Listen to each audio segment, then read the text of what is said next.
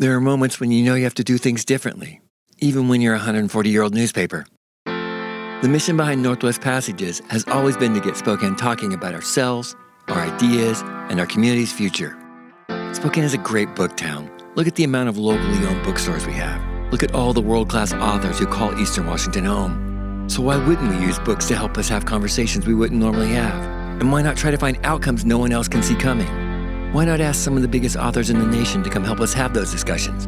The idea was, how do you use books as a jumping-off point to talk about much bigger things? What if we get a whole bunch of people in a room who wouldn't normally be in a room together and have them talk about our community when they might not even realize that they're talking about our community? Our first Northwest Passages event nearly 6 years ago set the tone perfectly. It was for a book about the reintroduction of wolves into Yellowstone, and let's just say it was a crowd that wouldn't normally hang out together. The response was better than we ever could have imagined. They asked questions, they looked each other in the eyes, and they realized they had way more in common than they had different. It was the exact opposite of how they might behave on Facebook or Twitter.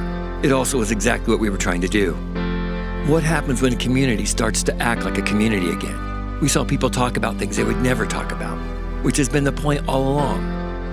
It was also about showing the value of local journalism again, how our reporters serve this community, reminding people why they love their newspaper for generations. At the same time, we started down a path no one could see coming.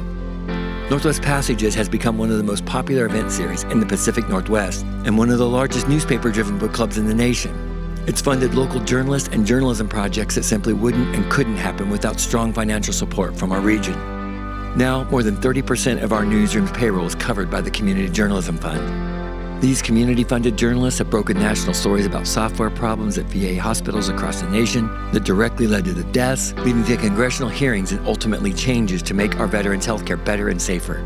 That DC reporter makes us the smallest news organization in the world with a bureau in our nation's capital.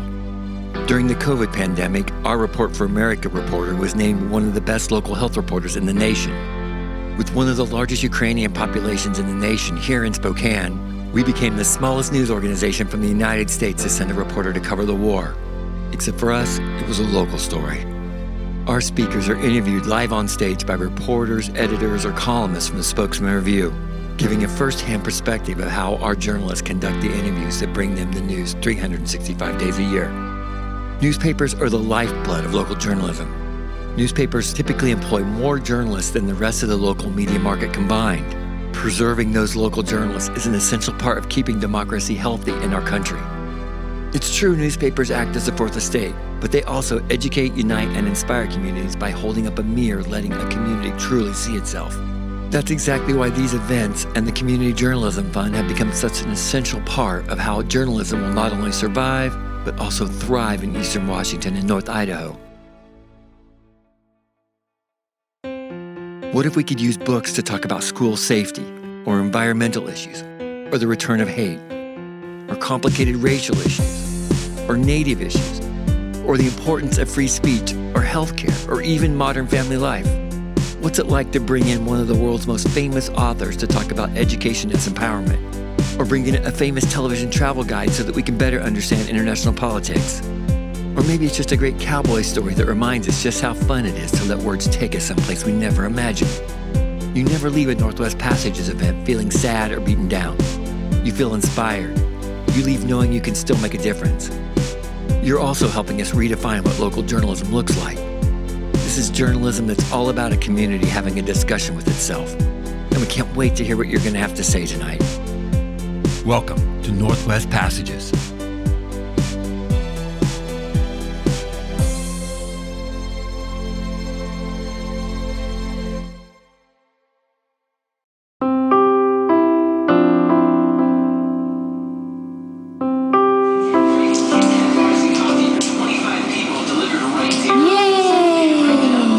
My daughter learned to walk in a homeless shelter.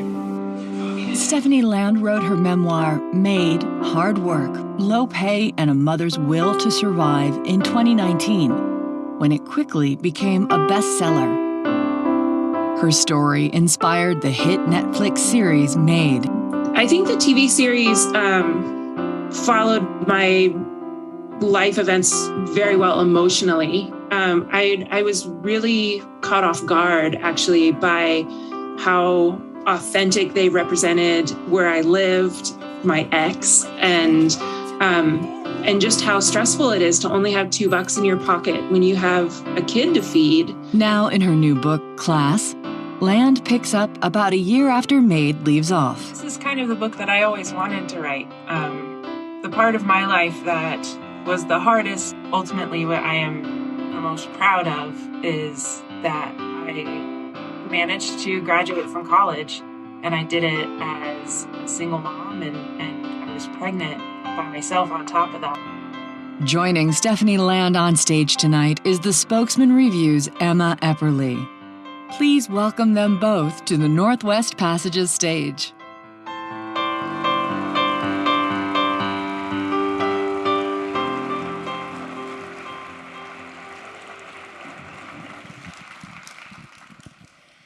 Hi, everybody. Welcome, Stephanie. Thanks for coming. Thank you. There's a lot of you out there. That's good. Thank you for coming. All right, well, let's get started. Most of you have probably read Maid or watched the Netflix show, but you might not have had a chance to finish Class yet. Can you tell us where Class kind of picks up in your story? Yeah, so Maid ended on, for those of you who saw the series, a kind of literal high note. We were on top of a mountain. And people over the years have said things like, "I'm so glad you had your happy ending." And my first thought was, it got so much worse after that. Because I had to go to school full time and work and take care of my daughter alone. And so that's what this story is pretty much. It begins and ends with my senior year of college, which is also my daughter's first year of public school in kindergarten. And I thought it was very interesting that there were a lot of parallels with the barriers that we experienced. Me being a low-income college student and her being the child of a low-income parent. And I personally found that very interesting, and so that's where it is. So how did you decide the time was right to write a new book? They told me to. They're actually telling me that they're trying to get me to write another one too. I don't know. As soon as the publishing industry is involved, you just kind of do what they tell you to do. So how was writing Class different than writing Maid for you? With Maid, there's some statistic. I think it's a little bit over 90% of books only have 5,000 copies that are purchased. And so going into writing Maid, I was still living in low-income housing, single mom, could finally afford daycare. And going into it, I thought okay, 5,000, that's a good number. I can deal with that. And so I very much was just writing this story for what I told myself was the one person who needed to hear it the most. And so with Class, I knew things. I had a much bigger platform. There were people who were excited about the book already because I had started promoting it before I actually started writing it. And crazy, I know. And so I knew that places like Goodreads existed, and the people who tend to not like me on there, and so it was really difficult because of that. I couldn't shut out the world, and as a writer, it's a very lonely process. But I had people in the room with me. It was you're writing it and you come across something like, oh man, they're going to use that. They're going to hate that. They're going to people on Goodreads are going to be mad about that. And so I made a character out of it, and I started calling her Barbara from Michigan. So every time I wrote something, Barbara was clutching her pearls and and so I had to I had to, really focus on what I needed to get done, and really honor the work that I did that year. And it became more of a process of doing that, because the version of myself that I was writing about, she worked her ass off. She was. I printed out everything that I wrote that year, and it was a stack of paper that was 2 inches thick. And there was a manuscript in there that I had a couple of chapters of that I had completely forgotten about. And so it was more of a process of just honoring that work. And I don't know, I'm an atheist, so I don't get all woo-woo, but it was more of just being there for her in some way. Do you think Barbara from Michigan and the people she represented, do you think that caused any change, better or worse, for what you included in the book? The book is pretty spicy. Yeah. I mean, I maybe threw in an extra sex scene just for Barb. She needed... Hold those pearls real tight. Yeah. She needed to learn some things, yeah. Yeah. So you write a lot about, from a position of vulnerability, things that you've kind of felt embarrassed about at the time. What do you hope people take away from you being vulnerable and from kind of experiencing those things through your eyes? Well, it's hard to tell what people are going, I think if people are going to hate read it, there's really not much that I can do about that. And with the vulnerability though, I've as a writer, we write so that we don't feel alone. And I heard someone describe it as we write in a way that we are reaching through the lines to, touch the shoulder of the reader. And I thought that was really beautiful. And so I don't know, I kind of do that in the process and just do the best I can, I guess. You just said, writing is lonely, and you also wrote a lot about being lonely in this book. But it also seems like your life now is really full of people who love you and this community. So what was that like writing, about this time where you didn't have that, now that you have it? It's really hard. It's very mental. My writing process is I'll think on something and I'll kind of live in that time period. I have a playlist, Stephanie's sad songs or something, and I'll listen to that. I'll look at pictures, and then I learned in college to write really fast because I had to. I didn't have a lot of time, and so I actually wrote this book in 31 writing days. That was how long it took me, not consecutively. There were times I just but yeah. I promised my best friend I would never do that again.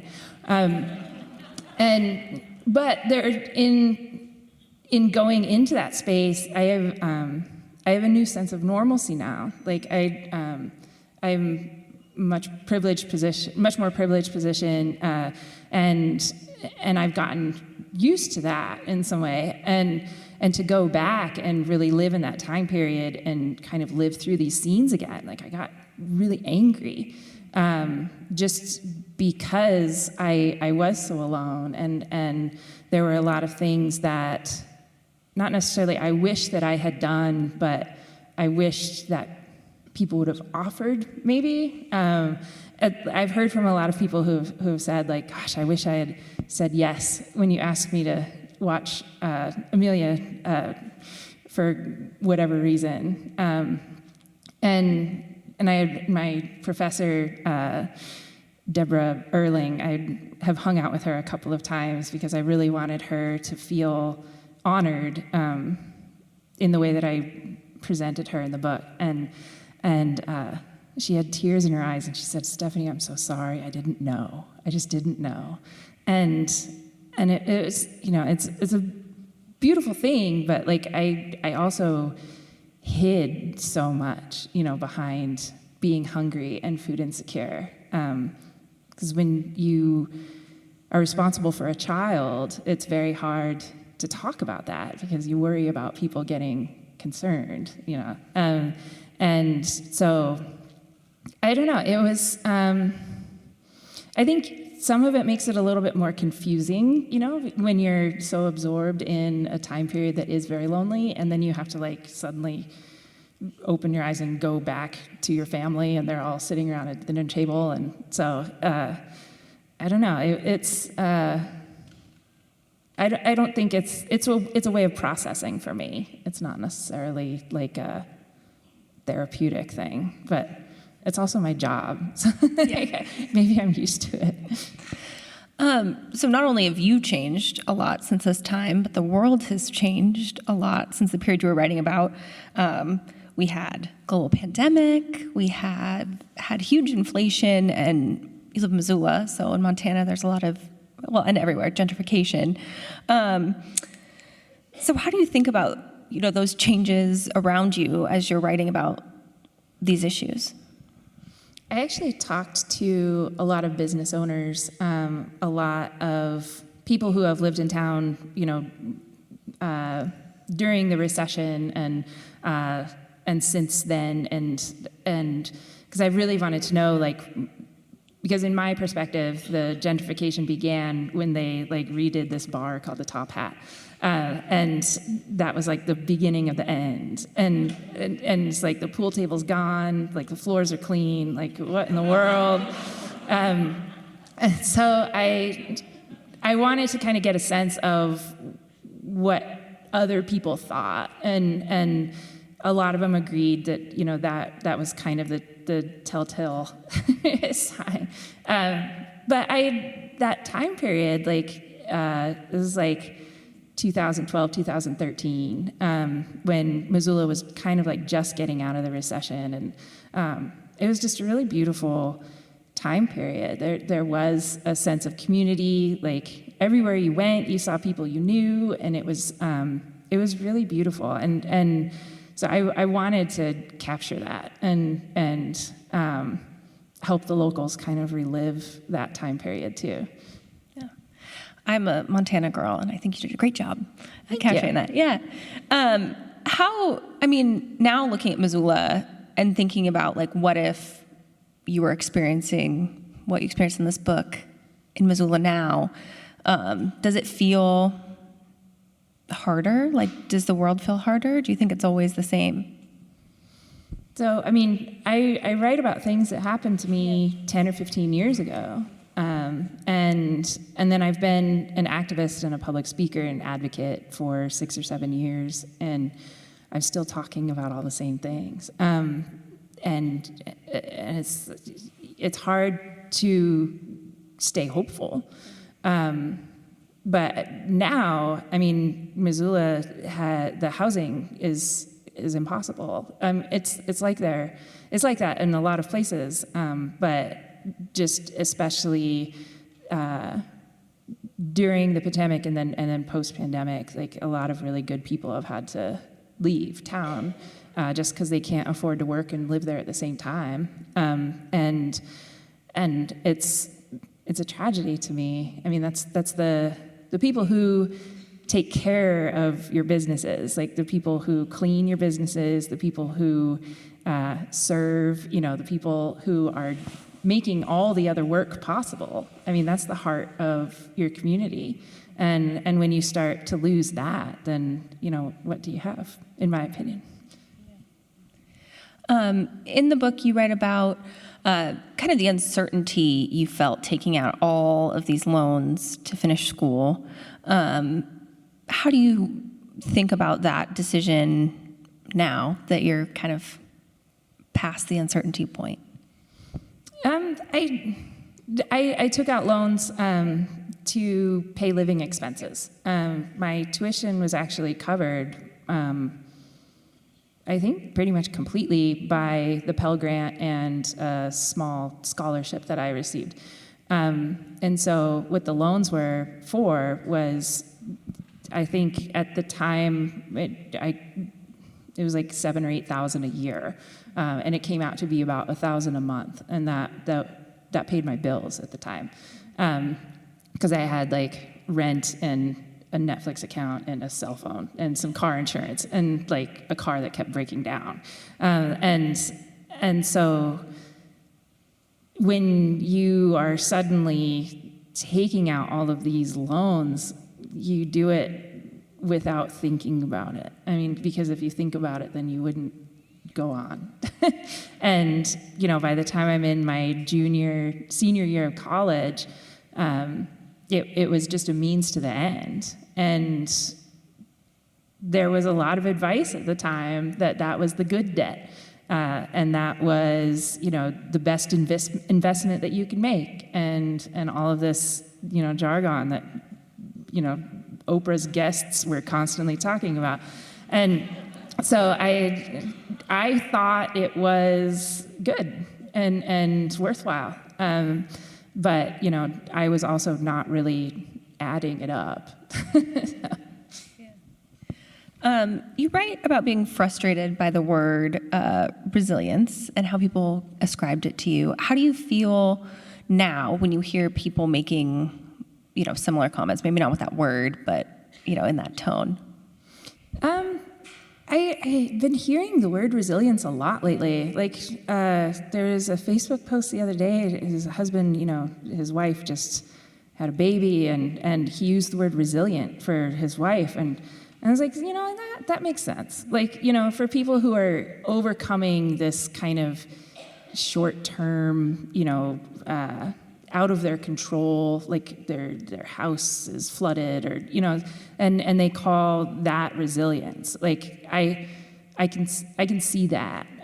But when you're talking about a person who lives in poverty and has to be resilient, like they're trained to be resilient. I was trained, my daughter was too. I mean, we were both very much expected to not have any emotions. Resilience to me was just automatic acceptance, because there was no sense in getting angry. There was no sense in throwing a fit about, being kicked off of food stamps, because then I'm just going to be shown the door. And so, I mean, now when I hear it, I try to shut that language down as quickly as possible. It really bothers me, because I have seen it happen with so many people, and to me, it is ignoring the fact that there are several systems failing this person, and instead we're expecting them to be proud of surviving it, instead of putting forth the energy to fix what's failing them. And so it's really difficult for me to kind of accept that term when you're talking about marginalized communities and people who live in the margins. And so I have a section in the book that I refer to as the soapbox, and I go on a rant. This is my attempt at being angry, just so you know. What is helpful when you're having that conversation, like in an alternative? Like, what is it, helpful terminology? Yeah, or just what's a helpful approach when people are, instead of making those comments? Well, I think, even to me now, people are really weird. I cut my hair really short a year ago, and I had people commenting remember, you don't have to use as much shampoo. And I'm just I know. Also, what if I want to? And it's I have throughout this book tour, people have been giving me financial advice, and and it's just I'm not dumb. I didn't have money. Those things don't go together. And So there seems to be this, like, I don't know, it just felt very infantilizing a lot. And so I attach the terminologies that people use to describe poor people with that. It's very condescending and hurtful, really, too. Yeah. You kind of answered this already, but I'm going to ask it anyways. You write a lot about these, specific things that you lacked, like, mental health care or just healthcare in general, and food insecurity. What are some of the main things you see now still that, low-income people are lacking? Oh, it's all of them. I mean, it's worse. There are still work requirements.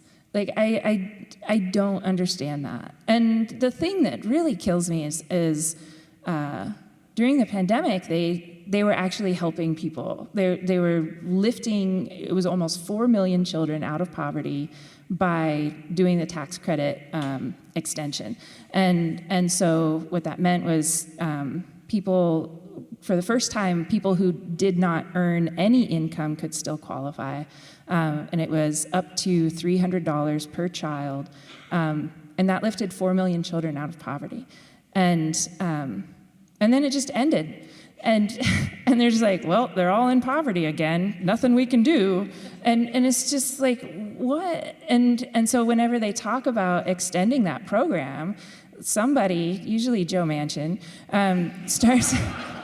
starts talking about work requirements. And it's just like, they're already working. Like, you're just making it harder. Like, and it's so purposeful, and it's so difficult to see that happening over and over again. Like poor people need to prove that they deserve what comes out to be about $1 a meal per person per day. But I had to prove that I was working 20 hours a week to receive that benefit. And to not be able to do that, like, there's a lot of the reason why I chose this time period is because my daughter, once your child is over the age of 6, you're considered an able-bodied adult without dependence for some reason. And so when that kicked in, I was required to work 20 hours a week, and I couldn't. I could only work like 15 because I was going to school full time. And I was kicked off of food stamps. And it still affects me. Like, that fundamentally changed who I see myself in the world, just in the collective society, because the government told me you're not working hard enough to eat. And that's still happening. I think that's always going to happen, because we just cannot trust poor people with money. But I budgeted so much better when I didn't have any money than I do now. And it's just that I couldn't think beyond the day or the month, or because when you are hungry and things are that slim, that's all you can think about. So they think that means that we don't have financial planning abilities, I guess. Yeah, it's hard to plan when you don't have anything to plan with. Yeah. When I interviewed you for the story that ran before this event, you talked about something that I thought was so interesting. You already mentioned there's a couple of sex scenes in the book, and that there's a societal expectation that, like, it's better to raise kids in a stereotypical family unit. But you have to date to get there if you're already a single mom. What was some of those other kind of societal expectations you felt that were kind of unattainable, or you couldn't, no matter how you tried to do those things, it wasn't right? Oh, everything. Yeah. I mean, we're so hard on moms in general, but like a poor single mom, I started out as a freelancer and read and published things on the internet and read the comment sections. And usually it would give me something else to write about. because I would see like somebody getting upset about like something, and that would, oh, that's an essay, I can use that. But like I kept hearing it over and over again that, I don't know, like there was always a lot of my appearance, you know, whether or not men wanted to date me or whether I was like capable of dating, or like that was kind of my personality. And like people made YouTube videos about it. It was really weird. But I think for the book in particular, with Barbara's help, I wanted to challenge this tagline, you know, this poor people can't have nice things.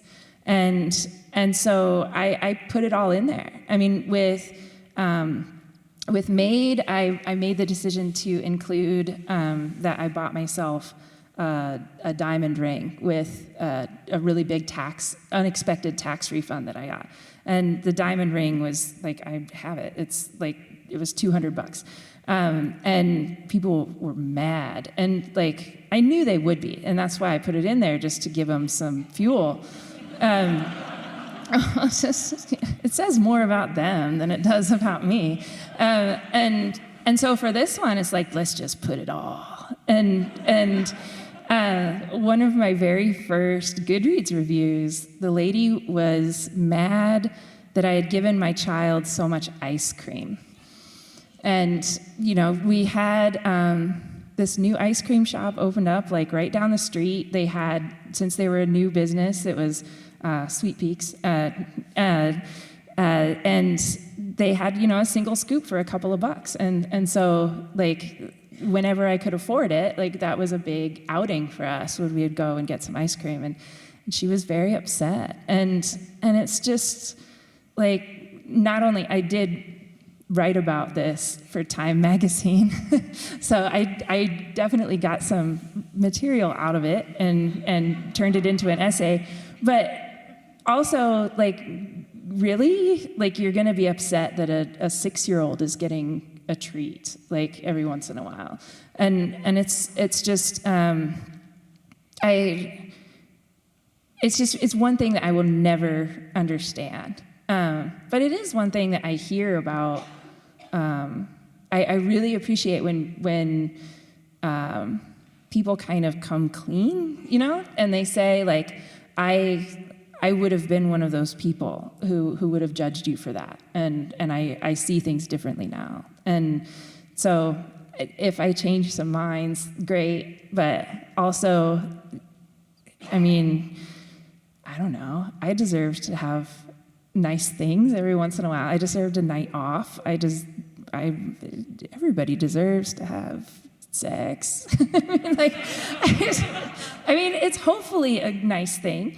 And so I just, especially, you know, with the overturn of Roe v. Wade and more things happening to control our bodies, like, I felt very strongly about just putting it all in there, I guess.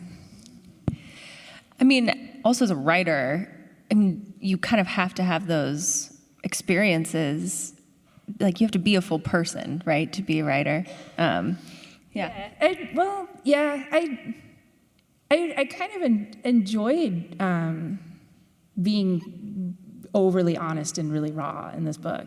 I didn't feel like I could be that way in writing Maid. I felt like I was still supposed to be kind of this, like, Oliver Twist type of very polite, like, this is a story about when I was poor. And so, but this one is just like, I've got a fucking Netflix series. Like, it's just all coming out.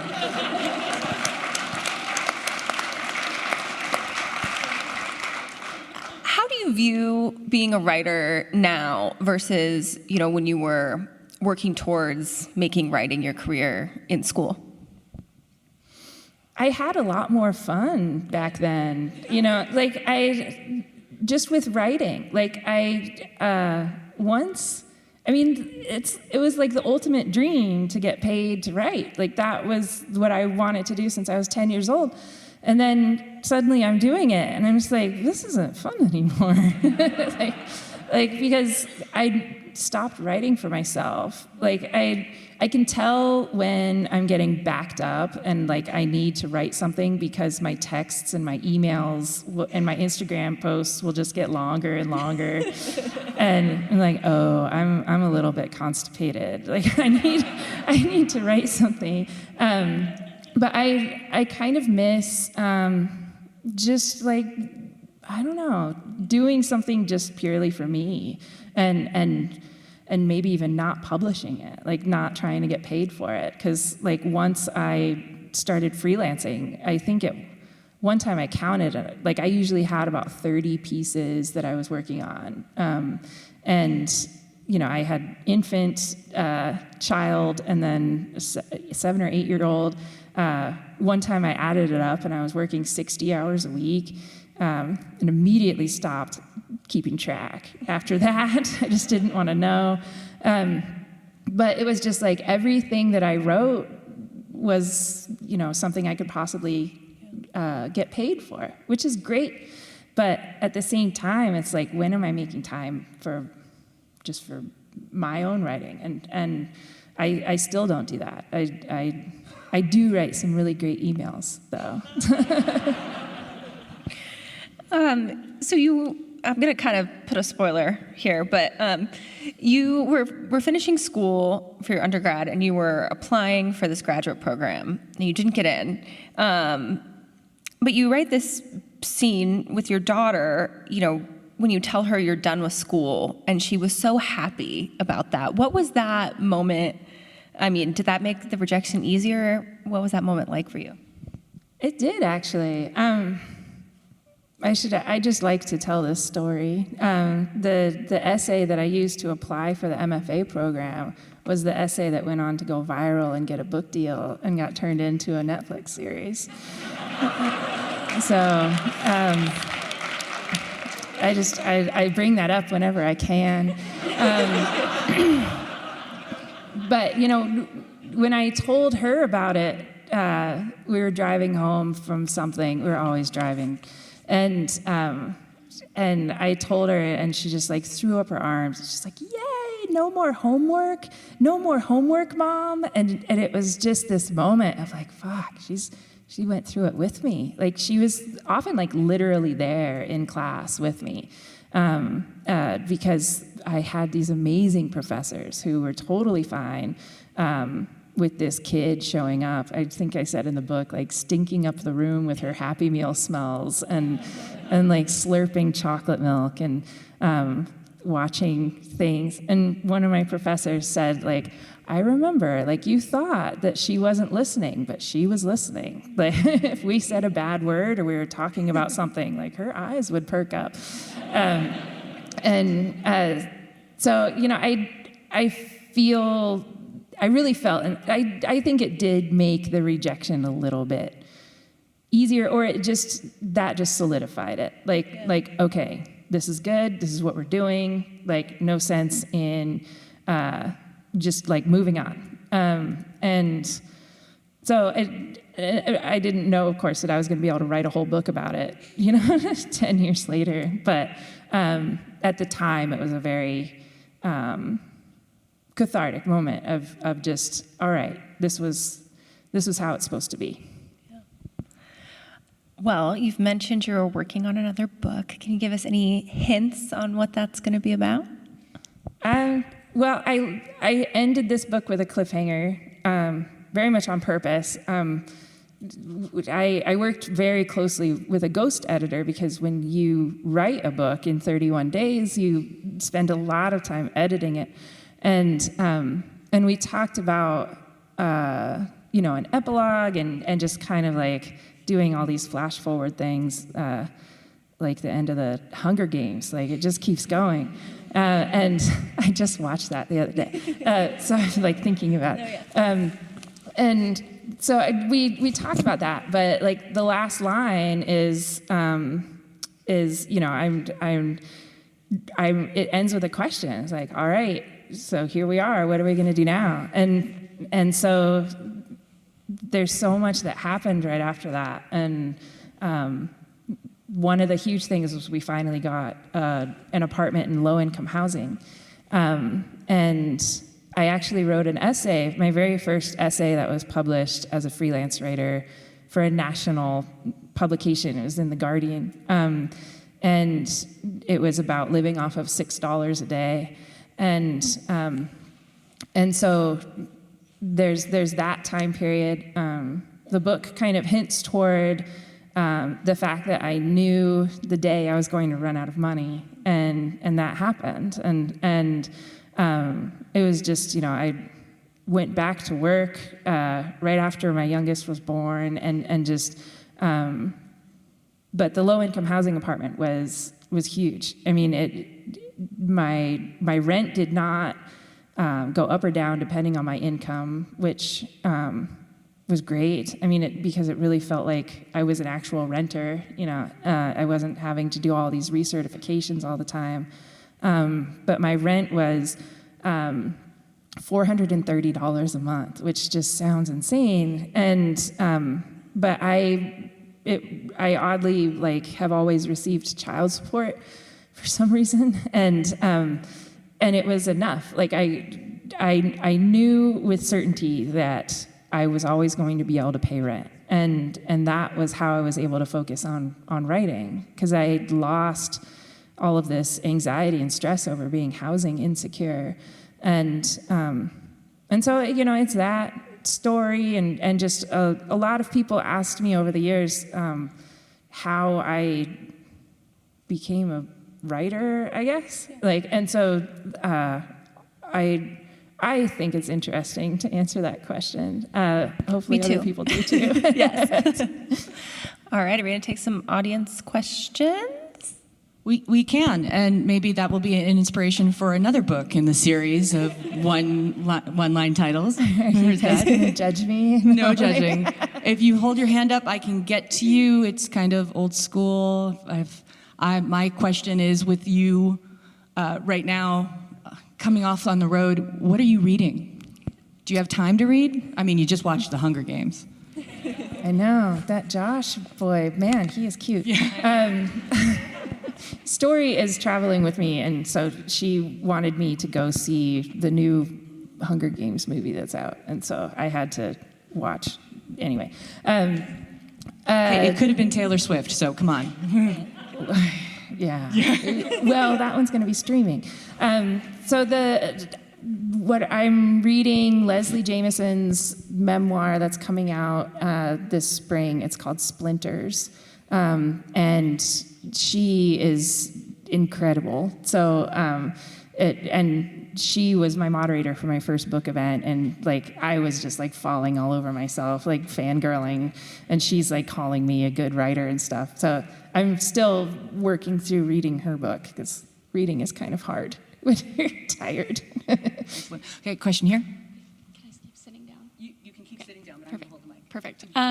So in Maid and in the Netflix series especially, one thing that I noticed was that there's a real candidness about domestic abuse in the series that I think probably, like you're saying a little bit, right, wasn't as raw necessarily in the first book, but you can already see is really raw in the beginning of the second book. Can you talk a little bit about what specifically maybe inspired you to dive into that a little further, and how that process was for you in doing that? Yeah. Thank you. I don't think anyone's asked me that before. So the first book, I didn't want to affect my daughter's relationship with her dad. They, were still seeing each other. He was still very much in her life, and so I knew that she was going to read it, and I mean, a lot of me didn't really want to give him the space on the page, and so I'm more focused on how it affected me, and how one phone conversation would bring me to my knees and crawling on the floor with a panic attack, and in this one, I didn't necessarily need to worry about affecting their relationship. Their relationship has been affected on its own. And so I had to go back, because I ended up writing a lot of the book in hotel rooms. And I was in this really creepy hotel room in Livingston, Montana, that is apparently haunted. I told my friend, I'm like, God, it sounded like someone was sweeping all night, and her eyes just got super big. I'm like, I don't want to know why you're making that face. But I went back and watched the first couple of episodes of the series. Nick Robinson has a very uncanny resemblance to my ex, but they got it so, it was just the way that they were able to show that emotional abuse is violence. It was so brilliant, and I knew that they were going to do that, and so a lot of the questions that I answered for them was a lot of details that I will probably never tell people, but so I really. I thought that the way that people felt validated by the series just from that was so incredible. The domestic violence hotline got the most calls that they ever had in a month, the month that the series came out. I don't know how many people I heard from who left their husbands or boyfriends because they realized that they were in an abusive relationship. And so with this one, I felt like I had a bit more room to be honest. And I've heard, since the series came out, like, what happened to her dad? Is she still seeing it? And so a lot of that too was kind of answering some of those questions that a lot of the fans of the series ask in the hopes that they will buy my book. Right here. Hi, thank you for being here. I was wondering, as this book goes out into the world, if there's anyone in particular, or non-specifically, you hope this book falls into the hands of, and who this book you really hope to reach. I've always written it for single moms. I mean, I needed so desperately to see a story about me that was authentic in some way.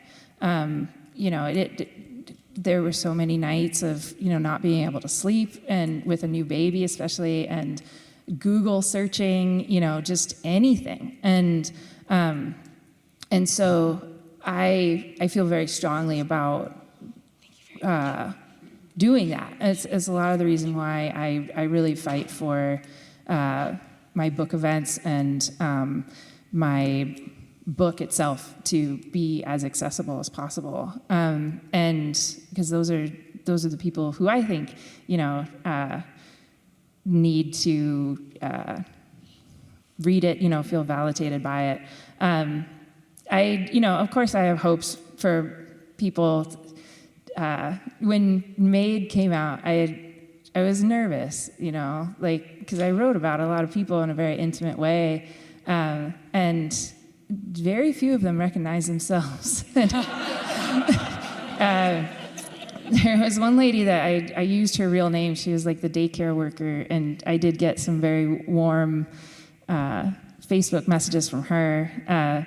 And so, I don't go out to do anything, but I'm a big fan of the Anne Lamott quote of if people wanted you to write warmly about them, then they should have behaved better. So somewhere out there, someone is really mad, and that helps me sleep at night. I have a question back here, back row. Hi. I'm not going to apologize for my crying. It's probably going to happen. I am currently a student at NIC in Coeur d'Alene, and a single mom, and work with a bunch of other single moms through a department called Center of New Directions at NIC. And I love your book. We read it in my English 102 class, and it was amazing. But my question is, one discussion that we have a lot you had mentioned that you live in low-income housing.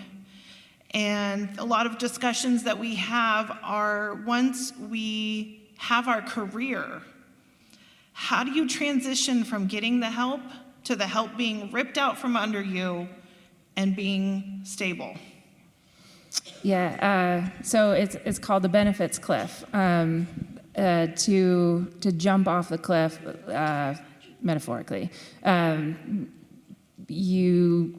I think on average, a single mom would go from, working full-time minimum wage, which is still $7.25 an hour, and she would need to jump to the wage of $30 an hour, just to make ends meet. And that's a really old statistic. I think I've been saying that for a few years. And so there are a lot of systems in place that I knew exactly how much I could work so that I would still qualify for benefits. And I did eventually kind of write my way off of food stamps, but there were some very hungry months after that. I mean, there were, weeks of kind of living off of like pizza that I could order and write a bad check for, like when you could still do that. And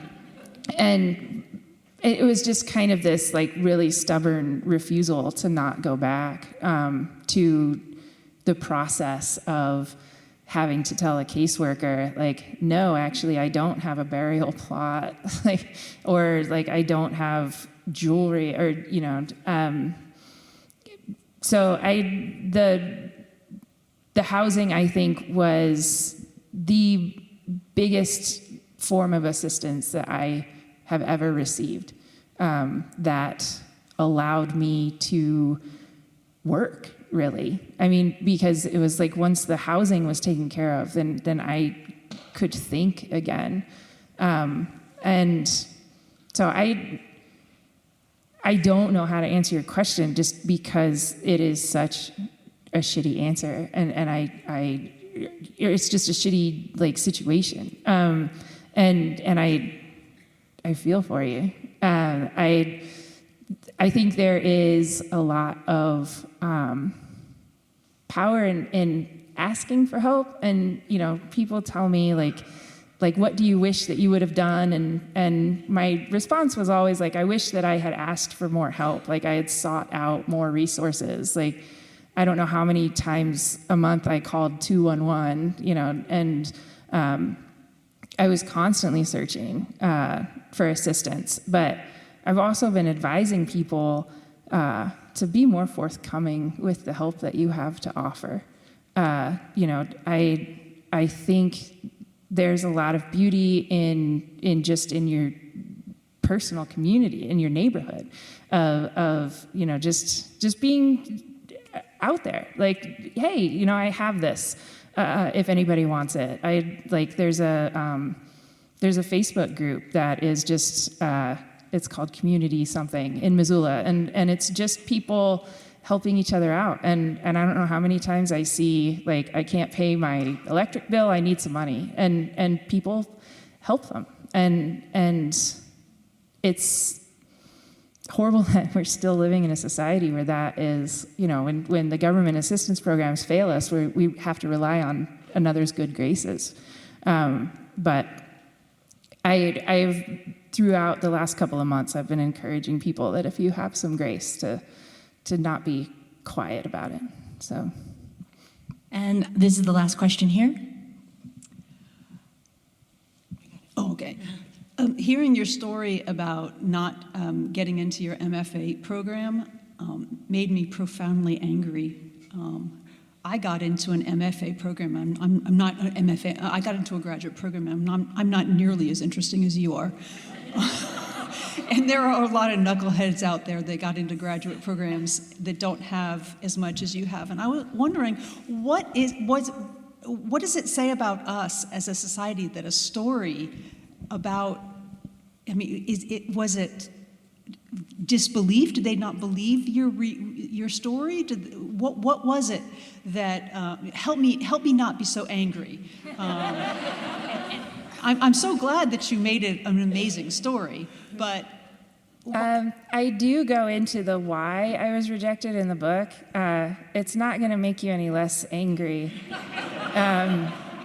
The person who got in, also decided that babies don't belong in grad school. And she told that to my face at one point, and then I was pregnant my senior year of college, and she saw me at an MFA grad get-together over the holidays and saw that I was pregnant, and I saw her face just fall. And I knew that I wasn't going to get in because of that. And so I was discriminated against, and in a very bad way. And so there's a lot of gatekeeping in academia, and I have heard from a lot of people over the years that they're so tired of listening to the white man's story, and so, the things that I really advocate for in every spare moment that I have is to lift up marginalized writers' stories and give them space and teach them how to get their writing into places where people might actually read it. I think that is the only way that we're going to change the country, is by lifting up these stories of people who do not look like us. And so, sorry if that upsets you. But yeah, it was, I heard some things. I mean, it was down to that I didn't look professional enough. It was a lot of stuff that was not on my application. That was why I was not accepted. Well, clearly when those stories do get out there, people want to read them. So, thank you so much for joining us. We really appreciate it.